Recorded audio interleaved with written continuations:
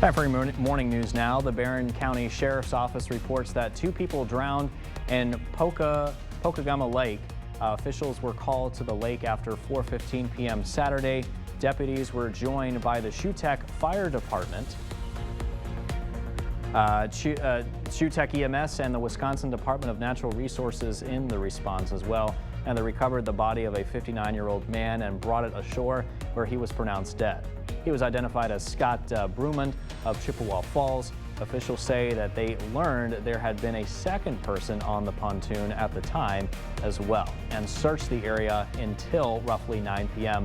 The next morning, they resumed the search and ultimately recovered the body of 59-year-old Doug Robinson of Shutech. Authorities are referring to the drownings as accidental, but the incident remains under investigation. The Fond du Lac Police Department is asking the public for help in locating a missing man. 56-year-old Troy Zupke was last seen on Thursday, August 3rd in Fond du Lac. He left his residence and said he was heading to Green Bay. He hasn't responded to anyone since leaving and hasn't answered voicemails from officers. If you have any information that could be helpful to locating Zupke, police are asking you to call the number there on your screen. A federal court panel of judges has ruled against Governor Evers. The case was related to a local GOP leader's efforts to overturn the 2020 presidential election in Wisconsin. Evers had asked the court to award him attorney fees and costs for a lawsuit brought by Bill Feehan. Feehan is the former La Crosse County Republican Party chair and the current GOP party chair for Wisconsin's 3rd Congressional District. In 2020, Feehan has filed a lawsuit that, if successful, would have prevented Wisconsin's electoral votes for Joe Biden from being certified. The court dismissed the case. Feehan's attempts to appeal the decision were unsuccessful. Evers was hoping to recoup the cost of Feehan's lawsuit that were earlier reported to be $107,000. The decision against Evers came last Wednesday, just days after Feehan was noted as a false elector in last week's indictment of Donald Trump. There will be a road closure on 11th Street South starting today. Mayo Clinic Health System in La Crosse will close the section of 11th Street South that runs from the front of this cancer and surgery building and along the east side of the clinic. The street will be closed from August 7th through August 13th for utility work related to the construction of the new hospital.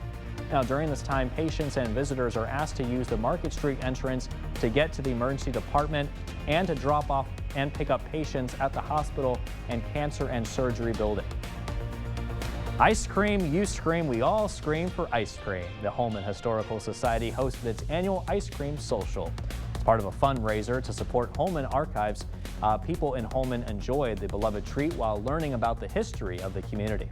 Along with the old-fashioned ice cream social, there was a silent auction, vendors with vintage and antique items for sale, and even a bucket raffle. There was also live music and a classic car show. Officials from the Holmen Area Historical Society said that they've been doing this particular fundraiser for 2 years. Well, the Healthy Community Partnership of La Crescent hosted its first annual La Crescent Parade of Gardens. Organizers wanted to give the community a chance to showcase the variety of gardens in the area. This consisted of vegetable gardens, pollinators, fruit trees, and even student gardens at the elementary school. From live music to a multitude of vendors and exhibits from Houston County Master Gardens, it was not just a fun day, but an educational one as well. Gardening is very important. It's a way to, I guess, attract wildlife as well as to also grow your own food, and I think that that's super important for young people especially to know where their food comes from.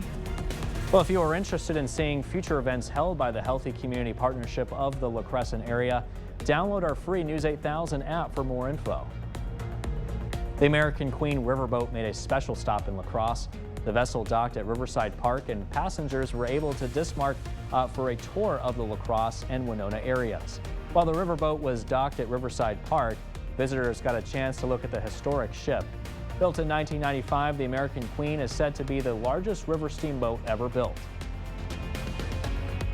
And as you head out the door this morning, temperatures are mainly into the 60s under mostly clear skies for most locations, but we will start to see those clouds increase as we head into the late morning and then turning cloudy again by the early afternoon.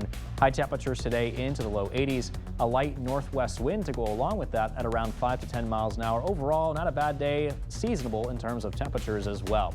Taking a look now at your 8-day forecast, partly cloudy skies for the day tomorrow with the high temperatures a little warmer at 86 and then highs into the mid 80s throughout the rest of the week as well, with a chance of thunderstorms on Wednesday and Friday.